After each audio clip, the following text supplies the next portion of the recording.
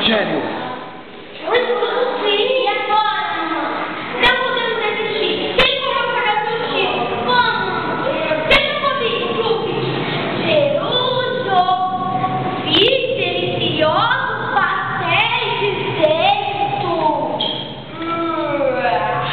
Pastéis de vento. Alguém disse pastéis de vento? Eu, tio. Não, é.